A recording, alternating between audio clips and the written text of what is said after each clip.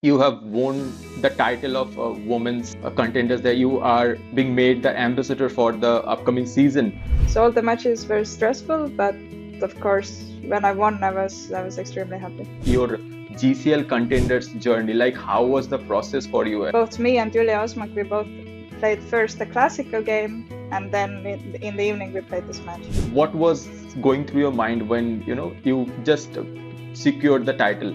I guess I was just shocked. I was like very overwhelmed with joy also, but it was so intense, the match. In Estonia, how is the chess culture there? Like not too big, the chess culture. I think chess is not so popular in Estonia.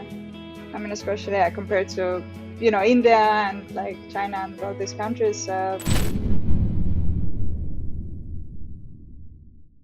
Let's start with the GCL contenders. Like you have won the title of women's contenders there. You are being made the ambassador for the upcoming season. So, how was the experience? Let's start with that. It was very nice the experience. Of course, it was a bit stressful because these are knockout matches, so it's only 2 games, 10+0 time control.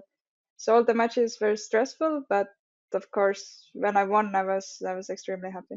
Do you feel that playing at home, sitting in front of your computer, it is a bit more comfortable than playing in a hall in front of some audience or maybe with uh, other oppositions, hovering around and looking at your board?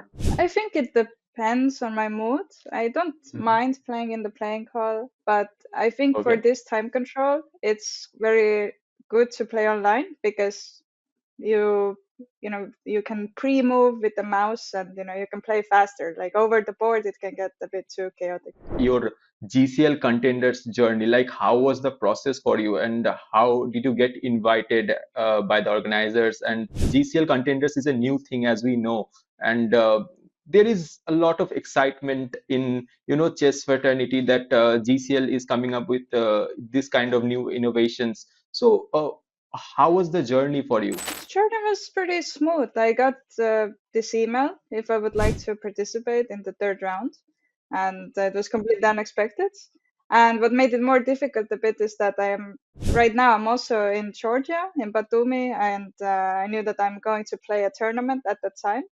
But I decided I will make it work, and so yeah, I managed to play the matches while being here, and especially with the final, it was very nice that the organizers accommodated us, so we could both me and Julia Osmak, we both played first a classical game, and then in the evening we played this match. Becoming the GCL ambassador, what was going through your mind when you just secured the title? I guess I was just shocked. I was like very overwhelmed with joy also, but it was so intense the match that I just I don't know. I was just like I had to come down from the adrenaline kinda after the match. So the first reaction was just trying to calm down, but I was very happy. All 3 matches were you played 1 game with white and 1 game with black.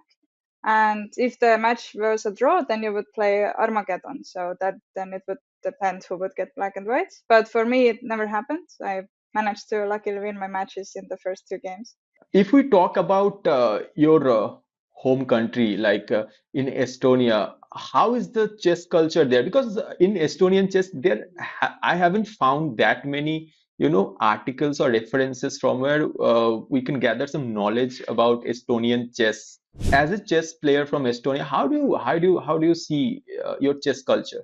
I think definitely it's like not too big, the chess culture. I think chess is not so popular in Estonia. I mean, especially compared to India and like China and all these countries. But I guess it also makes sense. I mean, we have a small population, so we, I don't know, it's, yeah, the chess doesn't get so much attention. But of course, if somebody does well, like me or somebody else, then it does get to the news. And so that's nice at least. I think your parents were both into chess, if I'm not wrong. So coming from that kind of family, does it add an extra layer of pressure on you to perform well in this chess career? Even my grandma plays chess, so my grandma, my parents, my siblings, they're all like rooting for me at tournaments. And if I don't do well, they're not disappointed or anything. But if I do well, they're very supportive. So I think it's actually very nice to have a chess family. If I ask you to, sum up your chess journey so far, like when did you pick up the sport and how has it been so far? Could you please sum up for me? I mean, I started when I was 5, and then I played. I did at some point started doing well in the youth category, but then I stopped for a bit. I went to college, so I didn't play too much then. But after college, I decided that what, I will try to play chess more. Like focus on chess only. And right now it's working out. Talking about working out, and you were there in the FIDE Grand Swiss. How was the experience in Samarkand? It was very nice in Samarkand. Yes, it's the Grand Swiss is very prestigious event, so everything is like well organized. There's Mhm. snacks during the round. There's which is maybe not Nice. so important for some people, but it's very nice for me. No, And it's very important. It's very important because yeah, so I was looking at the schedule, like it was so long. Like having a good meal is very necessary. I think Chess Base India got one video out that what are kind of the snacks that were available there. Like they had good varieties. I can only say from watching that video. yeah, exactly. So, I think it kind of shows if the tournament is like very mm, prestigious or not, if there's like actually foods being offered, like not just water and coffee. I got 11th place, which was better than my ranking, so I was happy with that. And I think it's also very cool to play like with the strongest players. And yeah, I don't know, I enjoyed my experience, but of course I enjoyed it also because I did well, so it's it helps always. becoming the GCL ambassador, how are you seeing this role? Taking GCL as a mode to, promote chess, how are you taking this role? I mean, obviously, I like chess a lot. So I can, if I can actually promote it, and people will get, either like into chess or inspired after, the promotion, I'll be only happy for it. Could you please explain to our viewers what are some of the best ways by which you can manage your study as well as your chess? Like how much focus do you have to put into chess to become a GM or maybe IM? So could you please help a bit with that? I think it can also be individual. I think for beginners, definitely tactics are very important.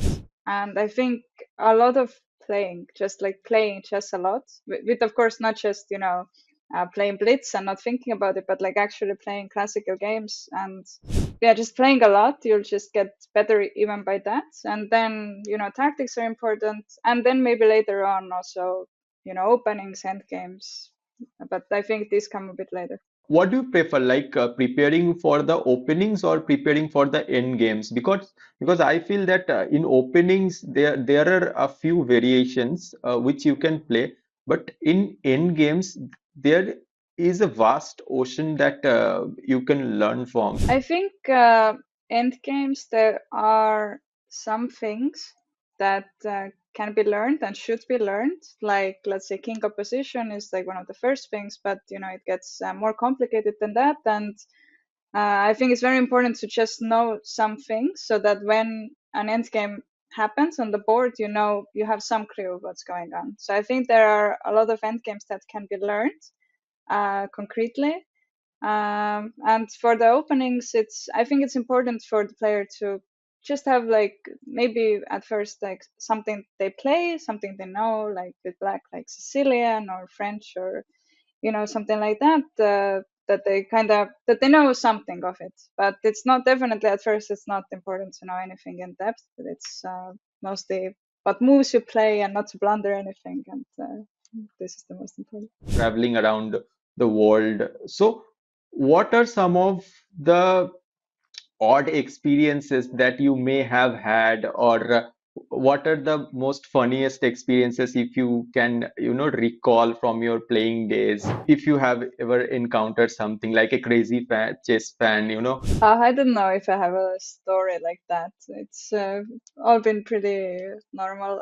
I think one cool experience was actually in Slovenia. That was like 10 years ago, but it was cool that we like lived at the mountains. Like the hotels were like up on the mountains, but the playing hall was, like down.